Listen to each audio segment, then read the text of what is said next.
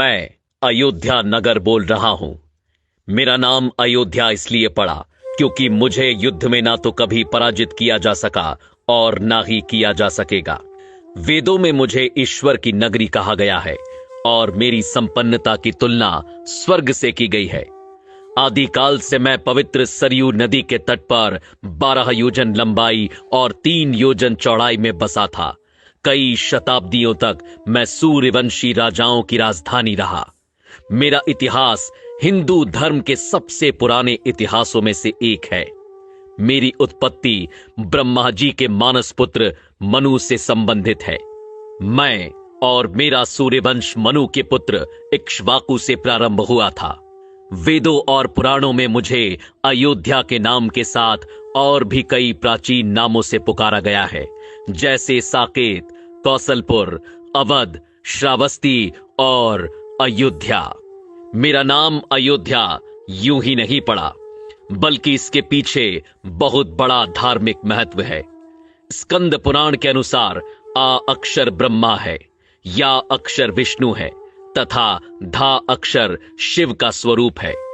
यदि आप वेद व्यास के हाथों लिखित अथर्ववेद के पन्नों को पलटेंगे तो भारत की सबसे प्राचीन सप्तपुरियों में प्रथम स्थान पर आपको मेरा ही नाम दिखाई देगा। रामायण काल से मैं कौशल जनपद की राजधानी हुआ करता था, इसलिए मेरे आराध्य प्रभु श्री राम को कौशलपुर राजा के नाम से भी जाना गया। मैं अयोध्या बोल रहा हूं। कितने ही देवता, दानव, मनुष्य और शासक आकर चले गए, सदियां बीत गईं और फिर युग बीत गए, लेकिन मैं यहीं सरयू के तट पर अडिग रूप से खड़ा सब कुछ देखता रहा। मैं वो महासौभाग्यशाली नगर हूं जिसकी गोद में खेलकर रघुनंदन श्री राम बड़े हुए। वो जन्मभूमि जहां मेरे आराध्य रामलला ने पहली किलकारी की, वो दशरथ महल जहां मेरे प्रभु का बचपन बीता, वो वन मार्ग जहां से गुजरकर रामचंद्र जी गुरु वशिष्ठ के साथ गुरुकुल गए, वो अवधपुरी जहां से श्री राम की भव्य बारात निकली थी, वो कनक महल जो महारानी कैकई ने सीता जी को मुंह दिखाई पर भेंट किया था, वो सरयू का किनारा जहां श्री राम और मां सीता ने पहली होली खेली, वो हनुमानगढ़ी जहां हनुमान जी ने कई वर्षों तक रहकर अयोध्या की रक्षा की, वो राम की पैड़ी जहां खड़े होकर राम लक्ष्मण ने संसार के सारे तीर्थ स्थानों के एक साथ दर्शन किए, वो सहस्त्रधारा घाट जहां लक्ष्मण जी ने अपनी देह त्यागी और शेषनाग के रूप में दिखाई दिए, वो गुप्तार घाट जहां स्वयं मेरे प्रभु श्री राम जल समाधि लेकर बैकुंठ को लौट गए। मुझसे विदा लेते वक्त उन्होंने मुझे अमर और अजय रहने का वरदान दिया था। मेरी आंखों में बिछो के अश्रु भर आए थे। मैं अयोध्या बोल रहा हूं। यह सभी कुछ अपनी इन्हीं आंखों से देखा है मैंने। मेरे प्रभु जब 14 वर्षों के वनवास पर चले गए, तब मेरे नगर का बच्चा बच्चा रोया था। महाराज दशरथ को मैंने पुत्र वियोग में तड़प तड़प कर अपने प्राण छोड़ते हुए देखा। मैं वहीं उनके पास ही खड़ा था। सभी रोए, लेकिन मैं फिर भी कमजोर नहीं पड़ा। मुझे विश्वास था कि मेरे कोने कोने को अपनी आभा से प्रकाशित करने वाले प्रभु श्री राम एक दिन लौट कर आएंगे।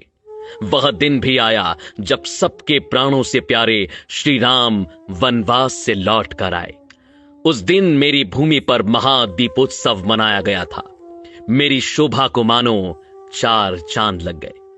मैंने अपनी आंखों से श्री राम का राज्य अभिषेक होते देखा, जिसके पश्चात उन्होंने 11,000 वर्षों तक राज्य संभाला और मेरी गरिमा को सजाए रखा।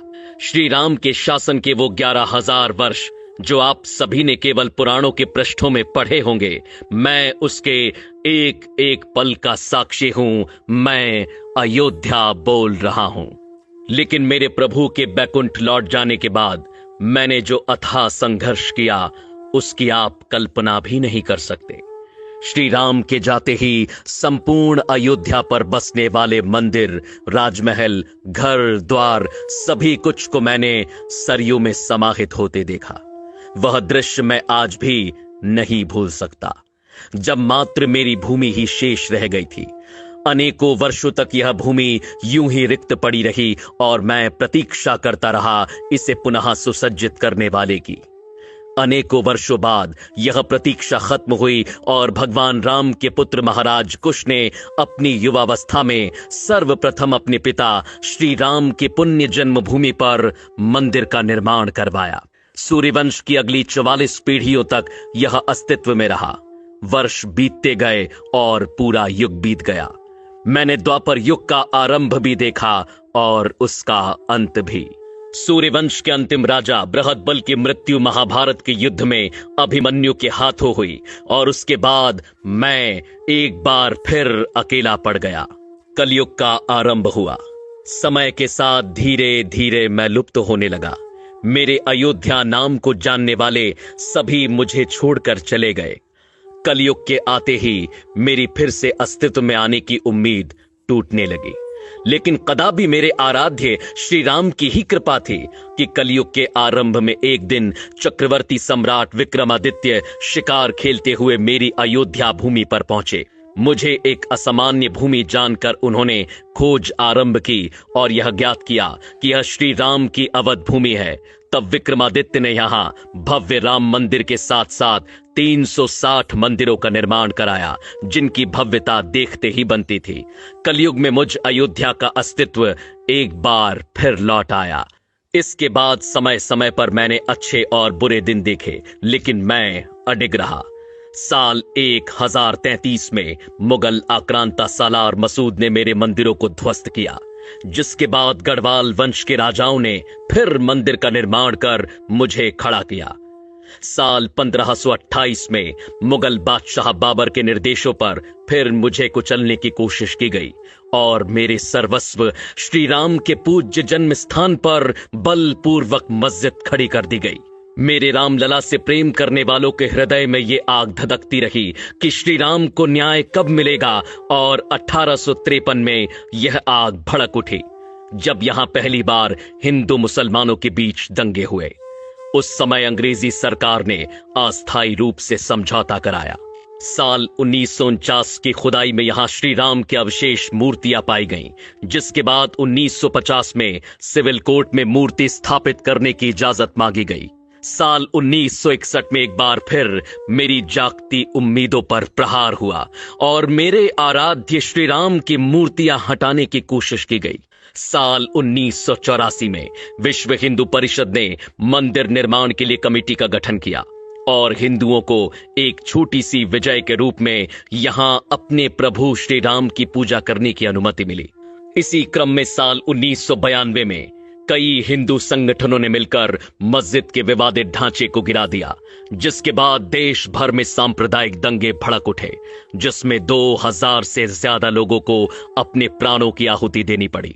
साल बीतते गए, अदालत की सुनवाई जारी रही, अर्जियां लगती रहीं, तारीखें मिलती रहीं, लड़ाई लड़ने वाले चेहरे भी बदलते गए, लेकिन इन सब के बीच मैं अयोध्या डटकर खड़ा रहा, इस उम्मीद के साथ कि यह मेरे प्रभु श्री राम की भूमि है जो कोई नहीं छीन सकता।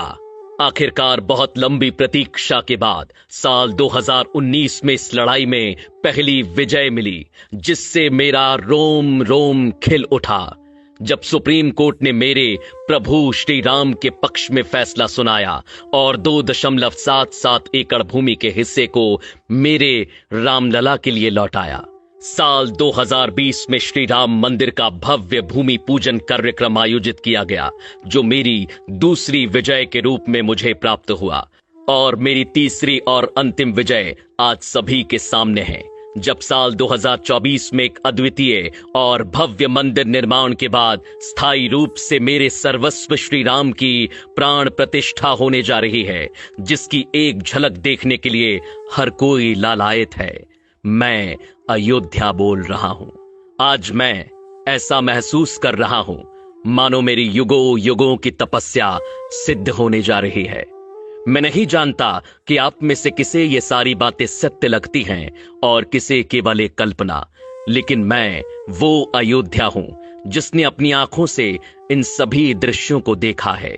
युगों युगों से इस कठिन समय को मैंने जिया है, और मुझसे बेहतर भला ये कौन जानता है कि लोग आते जाते रहेंगे, युग बदलते रहेंगे, लेकिन मेरे आराध्य श्री राम हर युग में हैं, हर काल में हैं, हर घड़ी में हैं, दृश्य और अदृश्य दोनों रूप से सदैव यहां उपस्थित रहेंगे। और मेरे उस मंगल भवन के दरबार में देर हो सकती है, लेकिन अंधेर नहीं। जय जय श्री राम।